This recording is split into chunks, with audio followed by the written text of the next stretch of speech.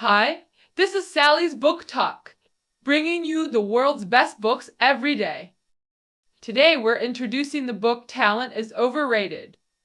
What really separates world-class performers from everybody else?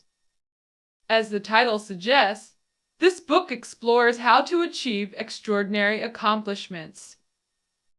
Upon its US release, it received high praise from Time magazine.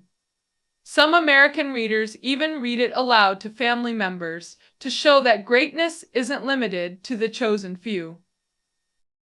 The author is Jeff Colvin, a senior editor at Fortune magazine and renowned journalist.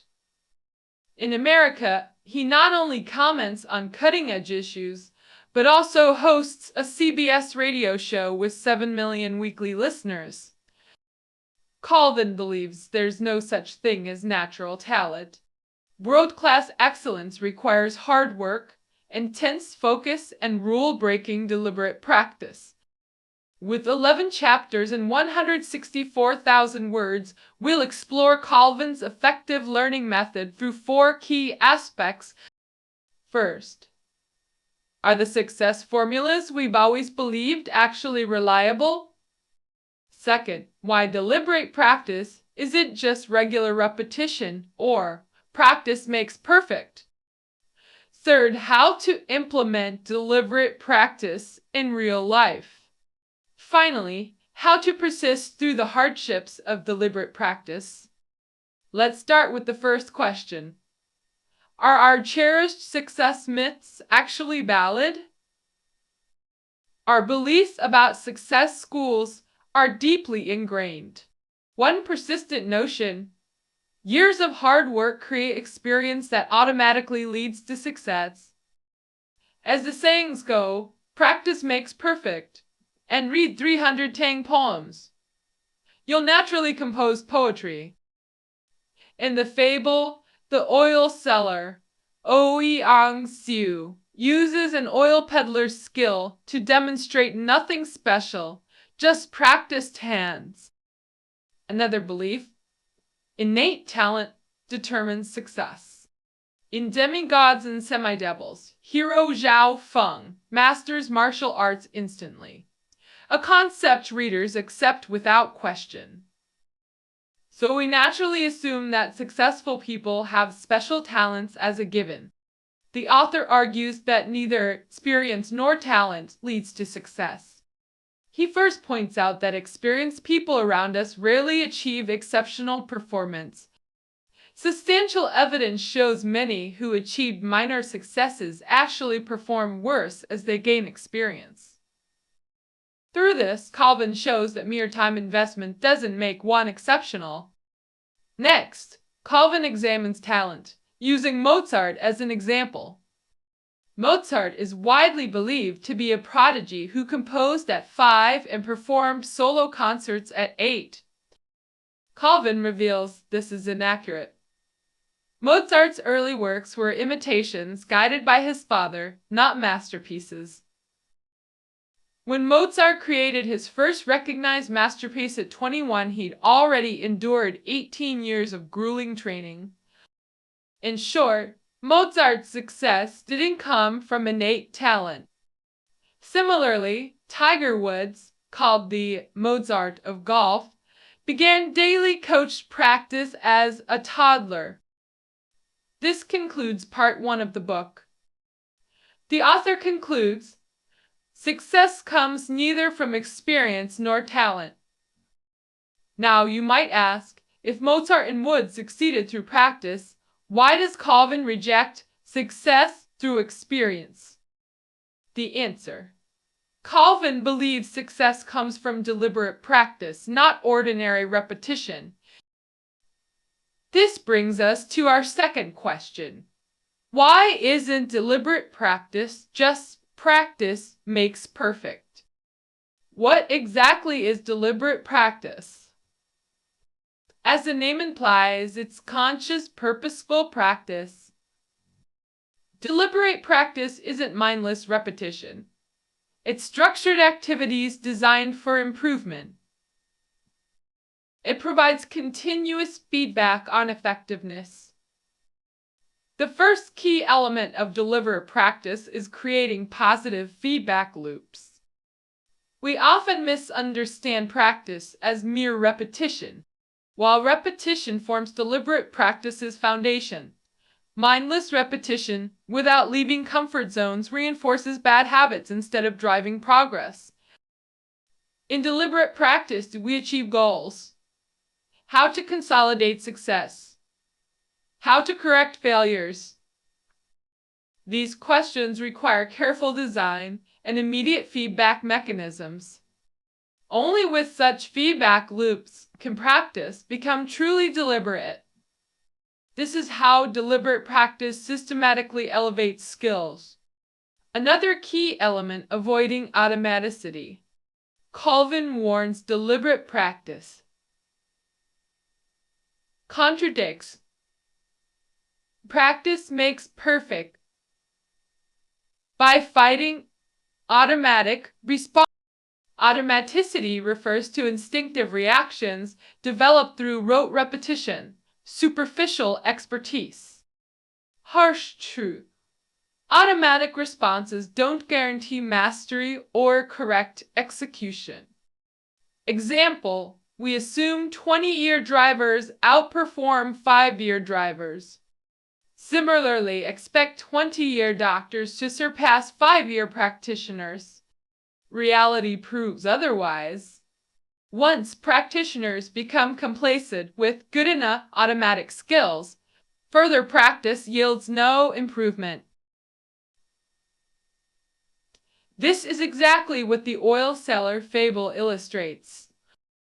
In the story, archer Chen Yaozi is humbled by an oil peddler who demonstrates extraordinary pouring skill.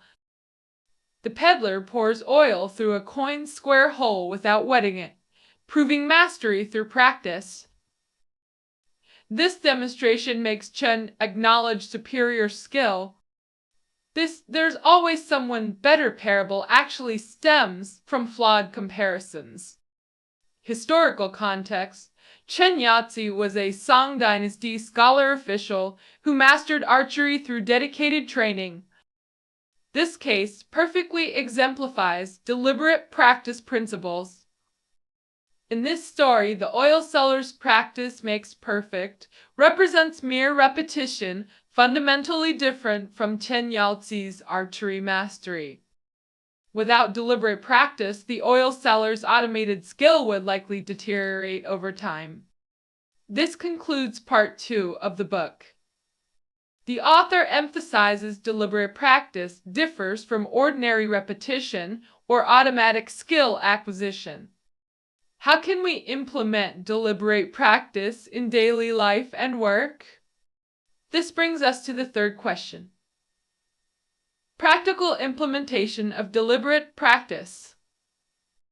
First, let's examine 3 practice models: music, chess, and sports modes. In classical music performance, musicians know the score. Their challenge lies in execution. A musician's greatness depends on their ability to interpret and execute written music flawlessly. This model applies to workplace presentations and public speaking. Critical business scenarios like executive briefings or client pitches demand this approach. Most people practice presentations superficially. True mastery requires analyzing every word and rehearsing with feedback. The music model applies to language learning, interviews, writing, and performance-based skills. Chess mode: solve problems, then compare solutions with master strategies to identify gaps. Named after chess training methods, this model underpins business case studies in MBA programs. Example: an American entrepreneur struggles to market products in China despite domestic success.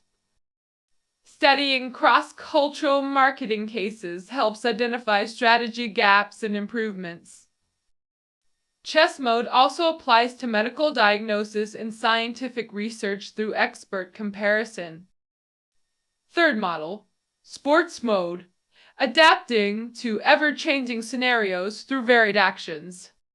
Colvin suggests practicing with partners, simulating equal opponents to force adaptive responses.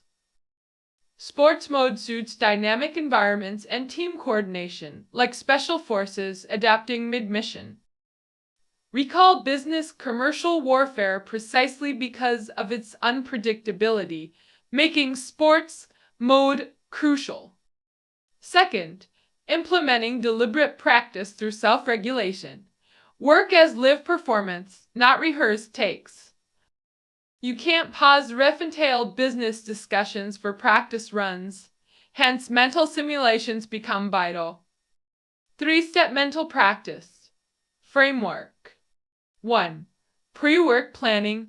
Set detailed, technique-focused goals for outcomes and processes. 2. In-the-moment observation.